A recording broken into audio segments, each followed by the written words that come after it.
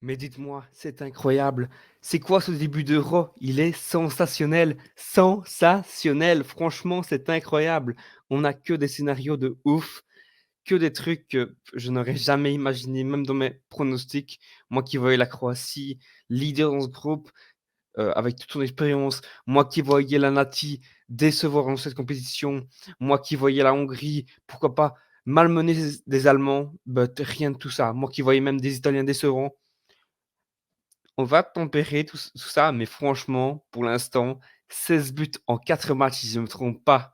C'est vraiment incroyable ce qu'on voit là et on va pas perdre plus de temps. On se dirige directement vers le débrief du match Hongrie-Suisse, justement. Pourquoi? Parce que ce match Hongrie-Suisse, on a eu droit à toutes nos couleurs, justement. La Suisse qui mérite largement son avantage, mène 2-0 à la pause grâce à un but de Doua, la surprise du chef de Murat Yakin ou Yakir, je sais plus.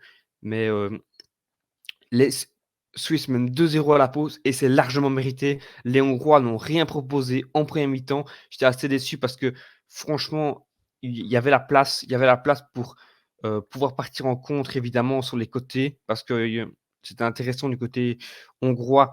On l'a vu en deuxième mi-temps avec des Zalai, des Varga qui pouvaient faire mal à ces latéraux qui sont assez vieillissants, malgré que dans l'axe, mais le problème c'est que la colonne vertébrale suisse, que ce soit Sommer, Akanji et Chaka, si à partir du moment où tu les laisses jouer, tu ne peux rien faire face à eux. C'est pas possible. On l'a vu, on peut voir les stats là. Ah ben, on le verra pas du coup. Mais Chaka, oui, là, 8-1. Euh, Très très bon match de la part du capitaine suisse qui montre une nouvelle fois qu'il est à un niveau stratosphérique cette saison. Franchement, il a été au top. Comme on peut le voir à côté, 8 pour ce boss-là. Il fait un assist certes, mais voilà, on le voit qu'il est un peu en manque de rythme. Il cherche encore un peu ses repères. On parle beaucoup d'un joueur, d'un leader dans cette équipe. Ok, c'est bien, mais moi je le trouve trop bas sur ce terrain. Je trouve qu'il devrait beaucoup plus apporter. Et au lieu de se retrouver quasiment à même hauteur que les défenseurs centraux pour essayer d'apporter, d'aller chercher les joueurs. Je trouve qu'il devrait être là plus pour trouver l'avant-dernière passe ou pourquoi pas faire la différence lui-même plus haut. Mais j'estime qu'il devrait être plus haut sur le terrain et apporter plus offensivement qu'il ne peut. Évidemment, il n'a pas les joueurs de Liverpool pour ça. Je pense qu'il en est conscient aussi qu'il n'y a pas assez de qualité dans cet effectif pour amener des ballons plus près. Donc évidemment, je pense que là, ils seront dos au mur, les Hongrois, parce que voilà, moi je les voyais gagner, voir match nul, mais maintenant ils vont, comme on peut le voir, affronter l'Allemagne. Ça peut déjà être un tournant, ça peut déjà être le coup fatal pour ces Hongrois face aux Allemands. Je pense que les Hongrois seront plus malins que les Écossais et vont attendre ces Allemands, ne pas laisser d'espace dans le dos, mais ils ont un tout intérêt à rentrer dans leur match directement, tandis que la Nati, elle, se rendra du côté face à l'Écosse avant de recevoir les Allemands.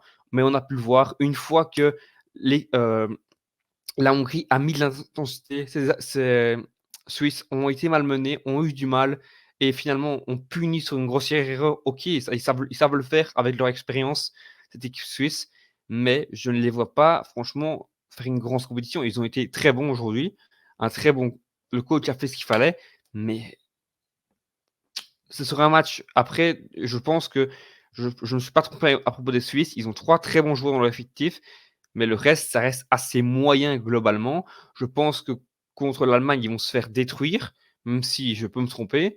Et l'Écosse, je pense, a une carte à jouer si elle se réveille. Après, évidemment, l'expérience suisse, si elle joue comme il est aujourd'hui, elle battra l'Écosse et elle se qualifiera directement pour les huitièmes de finale. Mais la Hongrie, évidemment, elle est déjà au pied du mur. Elle va jouer face à l'Allemagne et après face à l'Écosse. Mais c'est pas impossible qu'on termine dans ce groupe avec le deuxième, troisième, quatrième, les 3 à 3 points. Voilà. En tout cas, la Hongrie n'a plus le choix. La Suisse a fait son boulot. On peut le voir. Je sais pas si on a les stats ici. Non, on n'a pas les stats ici. En tout cas, on peut voir le momentum. Les Suisses qui ont largement dominé ce match. Le bleu est fort présent, même si voilà, mais pour moi, après le but, on peut le voir, c'est trop timide en fait. Ça a été trop timide côté hongrois. Szoboszlai qui a une très bonne patte, mais quand je suis désolé Szoboszlai, mais quand tu tires des coups francs à la moitié du terrain, je veux bien que tu as une super patte et tout ça, il faut pas abuser. propose solution, repart, joue au pied, propose solution, mais tu ne pourras pas non plus tout faire de A à Z, c'est pas possible. Il faut laisser tes coéquipiers prendre leurs responsabilités si la Hongrie veut passer un cap dans ce tournoi. Voilà, voilà, j'en ai fini justement avec cette équipe. Je pense qu'on a tout dit par rapport à ça. Je pense que maintenant, évidemment, le match que tout le monde attendait, c'était évidemment ce match entre la Croatie et l'Espagne qui s'est terminé très rapidement au bout de 45 minutes de jeu où le score affiche déjà 3-0 avec des buts de Morata, Fabian Ruiz. Et quel but de Fabian Ruiz et de Dani Carvajal sur une merveille de passe de ma petite pépite de mon petit loulou. Lamine Yamal, bien évidemment. Quel match à 16 ans. Il bat notamment un record de précocité à 16 ans, qui devient le plus jeune joueur à débuter un match à l'Euro. C'est vraiment impressionnant ce qu'il a pu nous montrer, Lamine, durant ce match. On peut le voir 7-5, que ce que Fascan lui met. J'ai bien aimé la prestation de Pedri, qui aurait pu avoir une deuxième passe décisive si Lamine Yamal avait transformé son but. Mais bon, voilà, on ne peut pas non plus tout lui demander.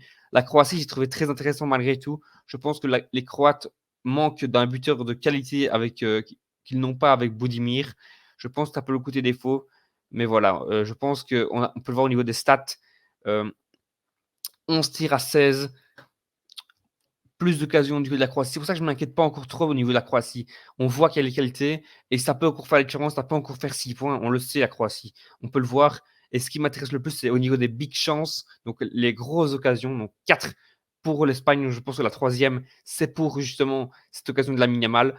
Et 3, donc nous avons un penalty raté. Donc je pense qu'il y a la possibilité, et notamment lors de ce prochain match face à l'Albanie, où il faudra faire le taf, justement. Mais je pense que là, justement, la Croatie fera la différence et devra essayer de marquer un maximum de buts pour pouvoir essayer de passer devant l'Italie à la différence de buts dans ces 2 premières places. Mais ça, je m'en fais pas trop. Je pense que la Croatie n'est pas morte encore et je pense que cette équipe croate peut encore nous réserver de bien belles surprises. En tout cas, surpris par cette équipe d'Espagne, la jeunesse, l'expérience ensemble. Je pense que c'était très intéressant. Après avoir ce qui va arriver avec Rodri et Alvaro, ça peut être embêtant si surtout Rodri est absent pour genre même la suite du tournoi, quoi, hein, globalement.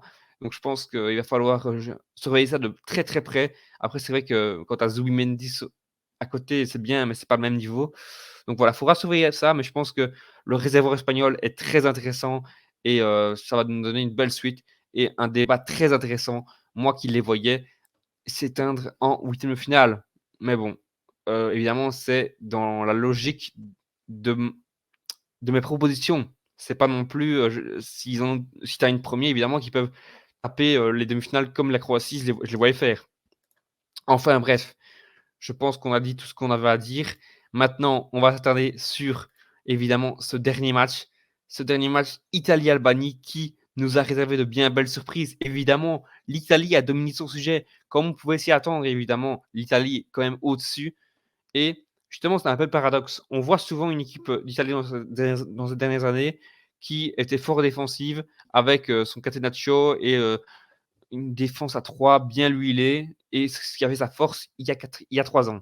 Aujourd'hui, on voit une équipe d'Italie qui sait gérer les ballons, qui sait contrôler les ballons, contrairement à par exemple l'Espagne qui justement n'a pas la possession face à la Croatie, qui a laissé les ballons et qui avec ses flèches Lamine Yamal et Nico Williams a su mettre un débat. Mais bon, là on est plus à l'Italie qui s'est fait surprendre d'entrée de jeu à cause d'une erreur de Di Marco.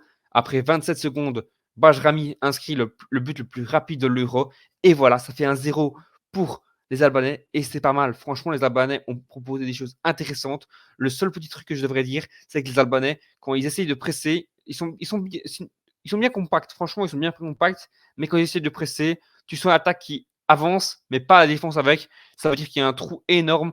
Et là, Jorginho, Nicolo Barella peuvent se balader dans ce milieu de terrain. Et là, franchement, c'est du pain béni pour des joueurs de cette qualité, évidemment. Je pense que j'en ai pas parlé dans l'autre match, mais il y a un joueur qui m'a bien plu du côté suisse, c'est Endoy. Et là aussi, un autre joueur qui m'a bien plu du côté italien, c'est Calafiori. Qu'est-ce que ces deux joueurs ont en commun? C'est évidemment des joueurs de Bologne. Le prochain match, Albanie, Croatie, deux équipes de haut mur. Ce sera vraiment intéressant à suivre.